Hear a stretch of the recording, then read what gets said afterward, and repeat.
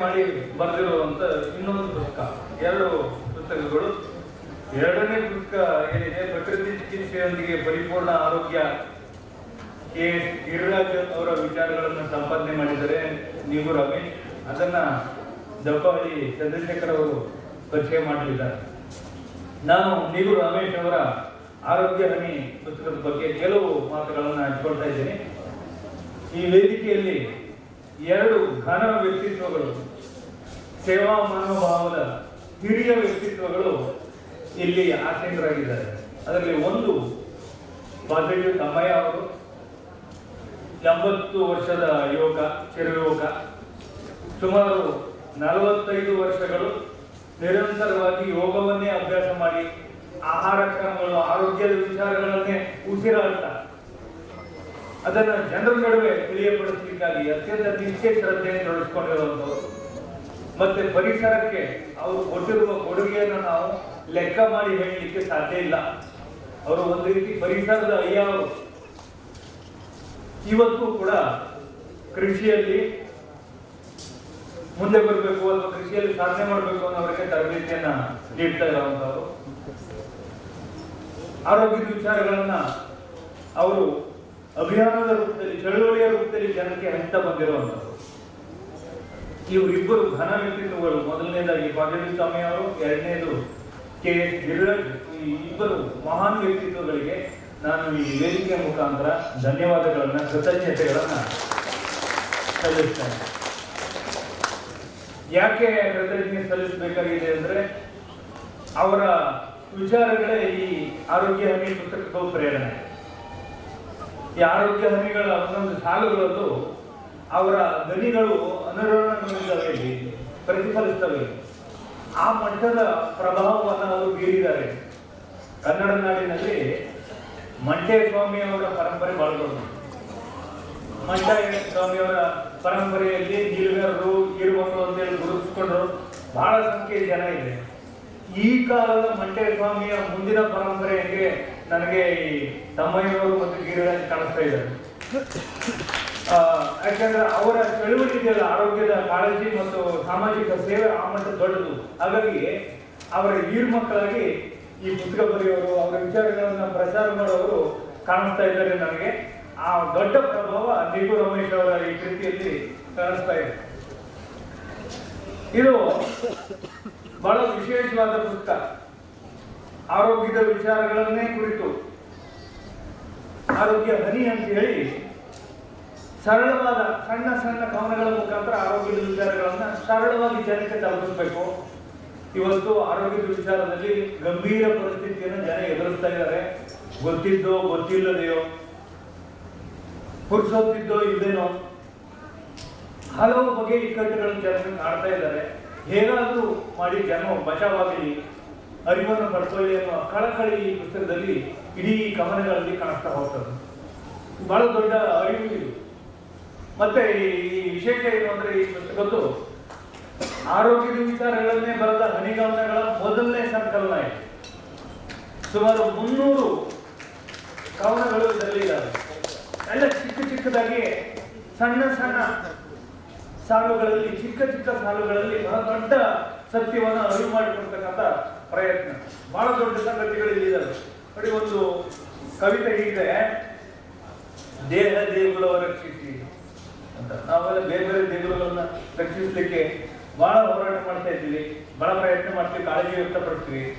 ದೇಹ ದೇಗುಲವ ರಕ್ಷಿಸಿ ಏನ್ ಹೇಳ್ತಾರೆ ಕವಿ? ಸದಾ ಮುನ್ನುಗ್ಗಲು ಹವಣಿಸುವ ಹೊಟ್ಟೆರಾಯನ ಶತ್ರುವೆಂದೇ ಭಾವಿಸಿ, ಉಪವಾಸ ಪಥ್ಯಗಳೆಂಬ ಅಸ್ತ್ರಗಳ ಹೂಡಿಸಿ, ಹೇಗಾದರೂ ಹಿಮ್ಮೆಟ್ಟಿಸಿ ದೇಹ ದೇಗುಲವ ರಕ್ಷಿಸಿ. ಹೊಟ್ಟೆ ರಾಯ ಅಂತ ಕರೀತಾರೆ. ರಾಜನ ಸ್ಥಾನವನ್ನು ಹೊಟ್ಟೆ ಪಡ್ಕೊಂಡ್ಬಿಟ್ಟಿದ್ದೀವಿ. ರಾಜ ಅಂತಿದ್ದಂಗೆ ಅವಂದೇ ಅದು ಗತ್ತು ಗಮ್ಮತ್ತೆಲ್ಲ ಇರ್ತದೆ. ಉಳಿದವರು ಹೇಳೋದು ಕೇಳಬೇಕು. ಹೊಟ್ಟೆ ಆ ಸ್ಥಾನವನ್ನ ಆಕ್ರಮಿಸ್ಕೊಂಡಿದೆ, ರಾಜನ ಸ್ಥಾನವನ್ನ. ಆಮೇಲೆ ಇಂಡಿಯನ್ಸ್ ಅಲ್ಲಿ, ನಮ್ಮಲ್ಲಿ ಭಾರತೀಯರಲ್ಲಿ ಬಹಳ ದೊಡ್ಡ ಮಾತು ಏನು ಅಂದ್ರೆ, ಹಿಂದೆ ಸ್ವಲ್ಪ ಹಿಂದೆ ಹೊಟ್ಟೆಪಾಡು ಮರೆಯ, ಹೊಟ್ಟೆಪಾಡಿಗೆ ನೋಡಿ ಇಷ್ಟೆಲ್ಲ ಪಡ್ಪಾಡ್ಲು ಪಡ್ಬೇಕು ನಾವು ಅಂತ. ಆ ಹೊಟ್ಟೆಪಾಡಿನ ಪರಿಸ್ಥಿತಿ ಕಂಟ್ರೋಲ್ ಇತ್ತು. ಹೊಟ್ಟೆ ಹೇಳಂತ ಕೇಳ್ತಿತ್ತು. ಆಗ ಆರೋಗ್ಯದ ಸಮಸ್ಯೆ ಇರಲಿಲ್ಲ. 100-120 ವರ್ಷ ಆಯಸ್ಸಿತ್ತು. ಈಗ ಹೊಟ್ಟೆ ರಾಜನ ಸ್ಥಾನವನ್ನು ಪಡ್ಬೋದು. ಈಗ ಅದು ಆಟ ಆಡಲಿಕ್ಕೆ ಶುರುವಾಯಿತು. ನಾವು ಈಗ ಪಾಡ್ಪಡ್ಬೇಕಾದ ಪರಿಸ್ಥಿತಿ ಇದೆ. ಈಗ ಇದೊಂದು ರೀತಿಯ ಬೇರೆ ಹೊಟ್ಟೆ ಪಾಡು. ಈಗ ಹೊಟ್ಟೆ ಸರಿಪಡಿಸುವುದಕ್ಕಾಗಿ ಹೊಟ್ಟೆ ಪಾಡು. ಇಂಥ ವಿಚಾರಗಳನ್ನ ಕವಿತೆ ಬಹಳ ಸುಂದರವಾಗಿ ಬಹಳ ಚೆನ್ನಾಗಿ ಹೇಳ್ತಾ ಹೋಗ್ತದೆ.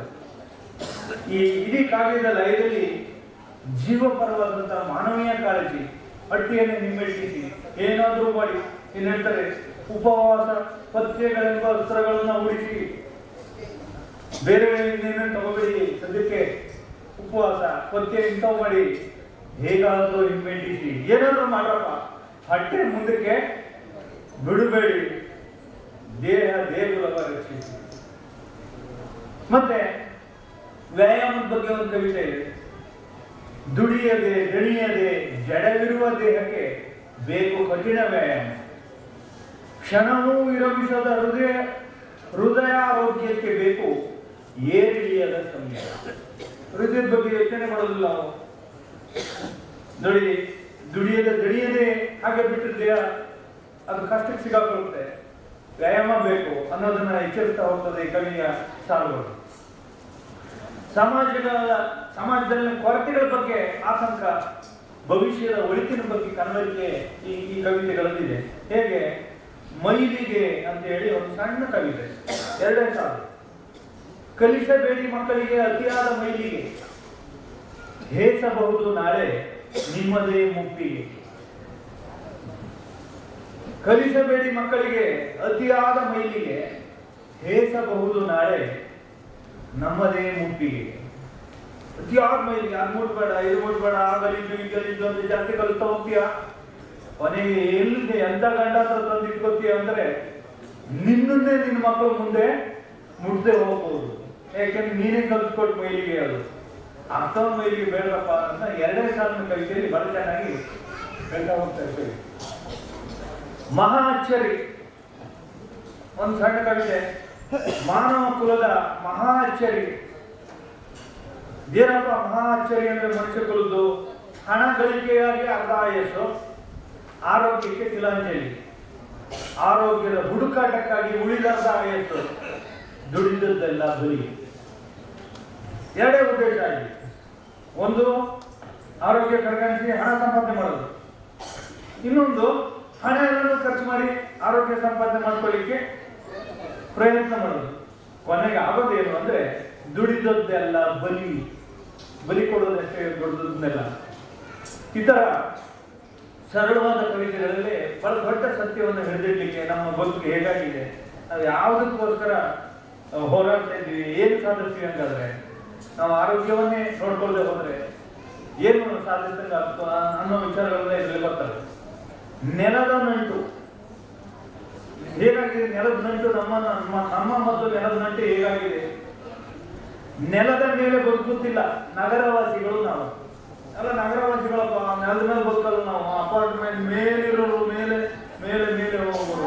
ಗುರುಗಳು ಆಗಾಗ ಎಚ್ಚರಿಸ್ತಾ ಇರ್ತಾರೆ, ಮೇಲೆ ಕೂರ್ಬೇಡ್ರಪ್ಪ, ಮೇಲೆ ಕೂದಷ್ಟು ಮೇಲ್ಮೇಲಕ್ಕೆ ಹೋಗೋದೇ ಸ್ವಲ್ಪ ಆದಷ್ಟು ಕೆಳಗೆ ಕೂರಿ ಅಂತ ನಮ್ಮ ಯೋಗ ಗುರುಗಳು ಆಗಾಗ ಎಚ್ಚರಿಸ್ತಾರೆ. ನೆಲದ ಮೇಲೆ ಬದುಕುತ್ತಿಲ್ಲ ನಗರವಾಸಿಗಳು ನಾವು. ದಿನದ ಬಹುಪಾಲು ಮಹಡಿಯ ಮೇಲೆ, ಕೆಳಗಿಳಿದರೆ ವಾಹನಗಳ ಮೇಲೆ, ಅಪರೂಪಕ್ಕೆ ನಡೆದರೂ ಚಪ್ಪಲಿಯ ಮೇಲೆ. ಏನು ಒಪ್ಪಿತಪ್ಪಿನಂತ ಇಟ್ಕೊಳ್ಳಿ ಕಷ್ಟಪಟ್ಟು. ಅದಕ್ಕೆ ನಮ್ಮ ಯೋಗ ಗುರುಗಳು ಆಗಾಗ ಹೇಳಿ ಎಚ್ಚರಿಸೋ ಮಾತೇನು ಅಂದ್ರೆ, ಮನುಷ್ಯ ಪ್ರಕೃತಿಯಿಂದ ದೂರ ಆದ್ಮೇಲೆ, ಮಣ್ಣಿನ ಒಡನಾಟದಿಂದ ದೂರ ಆದ್ಮೇಲೆ ಅವನು ಆಸ್ಪತ್ರೆಗೆ ಹತ್ರ ಆದ ಅಂತ. ಮಣ್ಣಿನ ಜೊತೆ ಒಡನಾಟ ಇರುವಾಗ, ಭೂಮಿ ಕಡೆ ತಿರುಗಾಡುವಾಗ, ದನ ಕರು ಅಥವಾ ವ್ಯವಸಾಯ ಅಂತ ಮಾಡುವಾಗ ಆರೋಗ್ಯವಾಗಿ ಇದ್ದ ಮನುಷ್ಯ ಚೆನ್ನಾಗೇ ಇದ್ದ. ಯಾವ ಮಣ್ಣಿನ ಒಡನಾಟವನ್ನು ಬಿಟ್ಟ, ದೂರ ಆದ, ಪ್ರಕೃತಿಯಿಂದ ದೂರ ಆದ, ಅವತ್ತು ಅವನು ಆಸ್ಪತ್ರೆಗಳಿಗೆ ಹತ್ರ ಆದ. ಇದು ನಮ್ಮ ಗುರುಗಳು ಹೇಳಿ ಎಚ್ಚರಿಸ್ತಕ್ಕಂಥ ಮಾತು. ಇದನ್ನ ಬಹಳ ಸ್ವಾರಸ್ಯಕರವಾಗಿ ಅದನ್ನ ಕವಿತೆಯಲ್ಲಿ ಚೆನ್ನಾಗಿ ಹೇಳಿದ್ದಾರೆ. ಕಿಡ್ನಿ ನೆತೆ ಕಿಡ್ನಿ ಏನಾಗಿದೆ ಪರಿಸ್ಥಿತಿ ಅನ್ನೋದು ನಮ್ಮ ಕವಿತೆಗೆ ಹೇಳ್ತದೆ. ಕಲ್ಲು ಬಿತ್ತಿ ಬೆಳೆಯುತ್ತಿವೆ ಎಲ್ಲರ ಕಿಡ್ನಿ, ಕಲ್ಲು ಬಿತ್ತಿ ಬೆಳೆಯುತ್ತಿವೆ ಎಲ್ಲರ ಕಿಡ್ನಿ, ರಾಸಾಯನಿಕ ಬೆರೆತ ಆಹಾರ, ನಾರುಗಳಿಲ್ಲದ ಉಪಹಾರ, ಔಷಧಿಗಳು ಬರಪೂರ, ಬಿರಿಯುವಷ್ಟು ಉಂಡ ಹೊಟ್ಟೆಗೆ ನೀರಿಗೂ ಬಂತು ಬರ. ನನ್ನ ಬಿರಿಯಾನಿ ತಿನ್ನೋದು ಅದು ಇದು ಎಲ್ಲ ರುಚಿಯಾಗಿದೆ, ಬಜ್ಜೆ ಇಂಥದ್ದು ಬಿಟ್ರೆ ಆಯ್ತಾ ಅಂತೇಳಿ ಎಷ್ಟು ನೀರು ಕೊಡ್ಬೇಕು ಅನ್ನೋದು ಯೋಚನೆ ಮಾಡಂಗಿಲ್ಲ. ದೇಹ ಏನಾಗ್ಬೇಕು ಹಾಗಾದ್ರೆ ಏನ್ ಪರಿಸ್ಥಿತಿ ಅದನ್ನು ವೈದ್ಯರು ಬಹಳ ಚೆನ್ನಾಗಿ ಹೇಳುದು. ಹಾಗಾಗಿ ಇವತ್ತು ಉಣ್ಣುವ ಸಮಯ ಬದಲಾಗಿದೆ, ಉಣ್ಣುವ ಊಟದ ರುಚಿ ಬದಲಾಗಿದೆ, ಉಣ್ಣುವ ಊಟದ ಬಣ್ಣ ಬದಲಾಗಿದೆ. ಬಣ್ಣ ಇಲ್ಲದ ಹೋದ್ರೆ ಮಕ್ಕಳು ಊಟ ಮಾಡ್ತಾರೆ. ಈಗ ಬಣ್ಣ ಹಾಕದೇ ಇರೋದು ಚಂದ ಕಾಣಿಸ್ತಾ ಇಲ್ಲ ಜನಕ್ಕೆ. ನಾನು ನನ್ನ ಶ್ರೀಮಂತಿಗೆ ನನ್ನ ಈ ಸ್ಟೇಜ್ಗೆ ಬಣ್ಣ ಇಲ್ಲದೆ ಇರೋ ಊಟವನ್ನು ಉಣ್ಣೋದು ಸರಿಯ ಸೂಕ್ತವ, ಈ ಮಟ್ಟಕ್ಕೆ ಬಂದಿದ್ದ ಪರಿಸ್ಥಿತಿ. ಗುರು ಹಾಗಾಗಿ ಎಚ್ಚರಿಸ್ತಾ ಇರ್ತಾರೆ. ನಮ್ಮ ಜನ ಏನ್ ಅನ್ಕೊಂಡಿದ್ದಾರೆ ಅಂದ್ರೆ ಊಟ ಅಂದ್ರೆ ಬೆಟ್ಟದಷ್ಟು ಅನ್ನ, ನದಿಯಷ್ಟು ನೀರು, ಇದು ಊಟ. ಇಲ್ಲದೆ ಹೋದ್ರೆ ಅದು ಊಟ ಅನ್ಸೋದಿಲ್ಲ ಎಷ್ಟೋ ಜನಕ್ಕೆ. ಬೆಟ್ಟದಷ್ಟು ಅನ್ನ, ನದಿಯಷ್ಟು ನೀರಿದ್ರೆ ಮಾತ್ರ ಅದು ಊಟ. ಸಣ್ಣ ಪುಟ್ಟದೆಲ್ಲ ಊಟವೇ ಅನ್ಸೋದಿಲ್ಲ ಜನಕ್ಕೆ ಅಂತ. ಹಾಗಾಗಿ ಈ ಮನಸ್ಥಿತಿಗಳನ್ನೆಲ್ಲ ನಾವು ಬದಲು ಮಾಡ್ಕೊಳ್ಳೋ ಅವಶ್ಯಕತೆ ಇದೆ ಅನ್ನೋದನ್ನ ಕವಿ ಇದರಲ್ಲಿ ಎಚ್ಚರಿಸ್ತಾ ಹೋಗ್ತಾರೆ. ಸಮಯಾವಕಾಶ ಬರ್ತಾ ಇದೆ. ಒಂದೆರಡು ವಿಚಾರಗಳನ್ನು ಹೇಳಿ ನಾನು ಮಾತು ಮುಗಿಸ್ತೇನೆ. ಈ ಸಣ್ಣ